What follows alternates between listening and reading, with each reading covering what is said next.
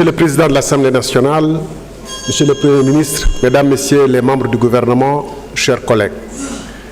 Monsieur le Premier ministre, le 27 décembre dernier, devant cette même Assemblée, vous promettez aux Sénégalais, à travers votre déclaration de politique générale, des lendemains qui chantent.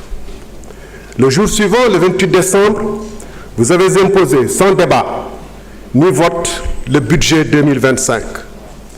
Ce budget reflète votre appréciation de la situation économique et sociale du Sénégal, selon les meilleures informations à votre disposition et, en principe, avec la contribution des meilleurs experts du pays en la matière. Or, moins de 2 mois, et le rapport de la Cour des comptes plus tard, vous voilà sur le point de jeter ce budget à la corbeille pour appliquer un plan d'austérité drastique.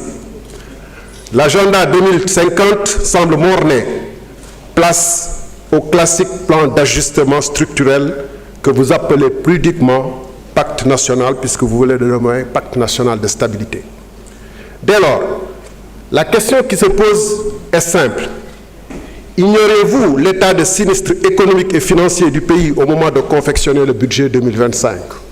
Ou alors, aviez-vous choisi sciemment de présenter des projections sans rapport avec la réalité? En d'autres termes, pourquoi avoir perdu 11 mois sans prendre des mesures significatives de redressement des comptes publics, sachant que dès votre arrivée au pouvoir, vous aviez formulé des réserves fortes sur l'état de la nation? En effet, une volonté réelle d'assainissement des comptes se serait manifestée par une loi de finances rectificative dès le premier semestre 2024. Je vous accorde que la situation dont vous avez hérité est compromise, mais vous avez contribué à aggraver la situation. Par exemple, vous avez trouvé un déficit initial dans la LFI 2024 de, si je puis dire, seulement 840 milliards. Vous y avez ajouté votre propre contribution à ce déficit en le dégradant de 1522 milliards supplémentaires, ce qui l'a porté à 2362 milliards. Monsieur le Premier ministre, dégg naa léegi nga wax ci wàllum réduction train de vie de l'État. fa ma njëkkoon xalaat ni foofu ngay tàmbalee mooy fonds politique yi nga xam ne da nga waxoon yow di dafa araam. Lu araam dañ ko war a teggi ci saa si, surtout bu ñu naree jàkkaarloog Sénégalais yi laaj leen nañ leen def effort, ndax góorgóorlu gi nag moom lu mu war a dégg ci sa kàddu mooy ceinture bi seere woon na ko ba mu nar a dagg na ko gën a seere. weerum koor bi nar a ñëw moom weerum koor 2020 mars 2025 bi ay at lay durer. Donc dafa mel ni waa ji ne woon man li may naan sàngara la waaye bu duggee ci sama biir day nekkaat meew. fonds politique bi dafa araan waaye man mën naa ko lekk. ci noonu agence yi nga xam ne da ngeen ko tàmbale woon régime bi fi jàll ak lu mu yées ba mu ñëwee rek dafa supprimer ay agence naan yokkaat na ko. lu tax tàmbale woon dès 2024 wàññi agence yi waaye mercredi bu ne ngeen nommé ba léegi ngeen ne doog a gis ni que réew mi attanu ko. booba nag université yi am na ñu bëri ñoo xam ne ay vacataires ñoo fay jàngale université yu bëri. booba yéen a ngi recruter ay chargés de mission alors que am na ay médecins yu taxawal ci réew mi. fa ma leen xaare premier ministre boo waxee réduction train de vie de l'État nga wax ni avion bi ñu xam ne dañ ko jëndoon ci jamono Covid. avion présidentiel. jërëjëf. Monsieur le Premier ministre, man nga jël kàddu indi say tontu.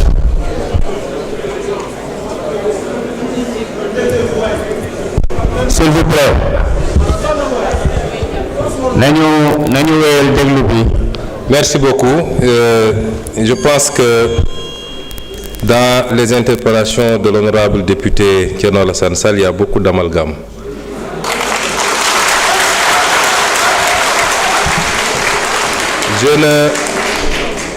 Je n'ose pas mettre ça dans la mauvaise foi, mais je pense qu'à un certain niveau, il faut prendre le temps d'aller écouter ce que les gens ont dit et non pas de se laisser emballer par les commentaires et les commérages. Je n'ai jamais dit que tel fonds était haram. J'ai dit que la caisse noire, je vous dis après que vous ayez le temps d'écouter par vous-même. J'ai toujours dit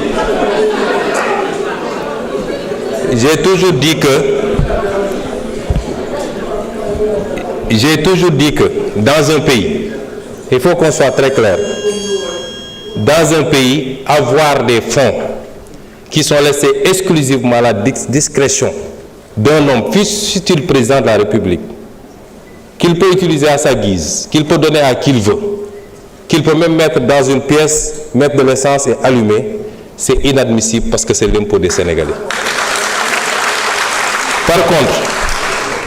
Par contre, dans tous les pays du monde, et même dans ceux qu'on appelle les plus grandes démocraties, il y a ce qu'on appelle les fonds secrets, qui permettent de régler des situations qu'on ne peut pas afficher publiquement et qui font l'objet d'un encadrement. Et en étant député ici, et en étant dans l'opposition, j'avais fait même des propositions sur cet encadrement-là. Et cela correspond à la vision de PASTEF qui sera matérialisée dans la gestion de ces fonds secrets. Parce que nous respectons toujours nos engagements, nous. Et nous, au moins, on a pris ces engagements, vous les avez jamais pris. Ça veut dire que vous avez joui des fonds politiques, comme vous avez joui du régime de Macky Sall pendant des années sans avoir jamais dénoncé. Et vous ne pouvez pas aujourd'hui donner des leçons. Le budget 2024, le budget 2025 est un budget qui a été pris dans les conditions que tout le monde connaît. C'est un budget à minima qui a permis au moins de sauver cette année budgétaire, de ne pas être face à un blocage à la date, à l'échéance. Mais il était évident qu'entre l'installation de l'Assemblée nationale et le moment du vote du budget, il était impossible de procéder à l'élaboration d'un budget dans des standards que tout le monde accepte.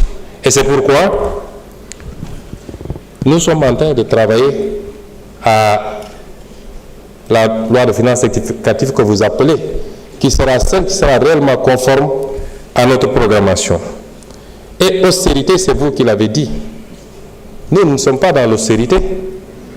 C'est l'impression que vous ne comprenez pas ce que c'est que l'austérité. Nous ne voulons pas que le pays s'arrête malgré la situation difficile. Nous voulons aujourd'hui travailler malgré tout, en faisant des efforts sur nous-mêmes, à dégager des marges budgétaires qui nous permettent, tout en continuant à respecter nos engagements, aussi bien par rapport à la dette intérieure que par rapport vis-à-vis de nos engagements internationaux, de pouvoir avoir des marges budgétaires pour lancer le programme Vision 2050. C'est de ça qu'il est question. Et ça, ce n'est pas de l'austérité. Parce que nous sommes très conscients que la plupart des pays, quand ils sont confrontés dans cette situation, le premier réflexe, c'est de tomber dans le piège de l'austérité. Nous ne sommes pas dans ça. Nous sommes dans le réaménagement qui nous permettrait, tout en tenant compte de la situation catastrophique dont nous avons hérité, de faire les bons choix en rationalisant la dépense publique et en dégageant des marges qui nous permettent, dès la semaine prochaine même, dès les jours à venir, de commencer à lancer le programme, que l'économie ne s'arrête pas, que l'investissement ne s'arrête pas et que nous puissions continuer à produire de la croissance, indépendamment de la croissance qui peut provenir des secteurs qu'on connaît habituellement, notamment le pétrole et l'agriculture. C'est ça qu'on est en train de faire. Ça, ce n'est pas de l'austérité, M. Thierno Alassane Sall. Et donc, il faut réviser et revoir un peu ces notions.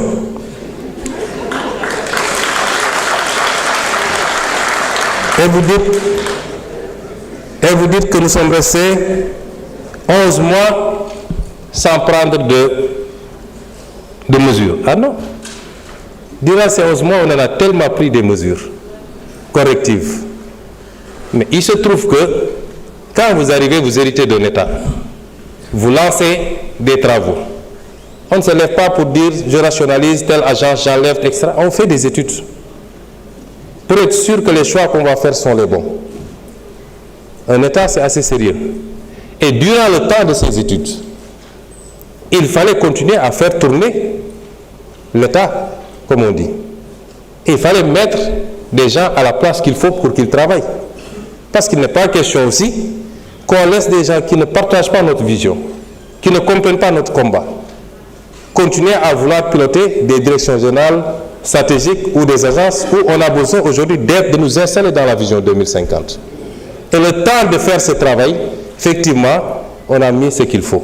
Ce qu'il faut saluer, et vous devez être le premier à le faire, c'est d'avoir le courage de dire, nous ne subirons pas la pression du militant, nous ne subirons pas la demande militante, et nous allons faire les réformes qu'il faut. Quitte à dire à un directeur général sur 3 que nous sommes désolés, mais le pays n'a pas besoin de cette responsabilité pour le moment. C'est ça le courage politique. On aurait fait comme tout le monde, comme vous avez fait quand vous étiez au pouvoir, on a laissé les choses telles quelles et même créé de nouvelles agences. Chez Sall, quelquefois, il faut savoir applaudir, c'est bon. Ça ne vous enlèvera rien. Vous ne pouvez pas vous inscrire dans la critique gratuite, c'est pas bon. Les initiatives sont salutaires et saluées par tout le monde, mais dites gongo et puis c'est fini. Je vous remercie. jërëjëf njiitu jawriñ yi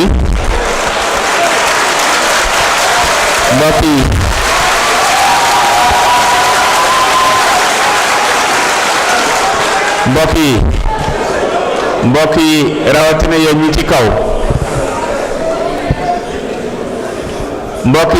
yéen ñi ci kaw ñu wàññi tàcc yi ak coow li ndax benn règlement intérieur mayewu ko ñaar saa yu ngeen tàccoo yéen a ngi wàññi temps bi nga xam ne moom la war a wax parce que saa yu ngeen tàccoo day taxaw te li mu war a wax bari na kon ñu bàyyi ci xel kon ñu ngi woo honorable député Mbène Faye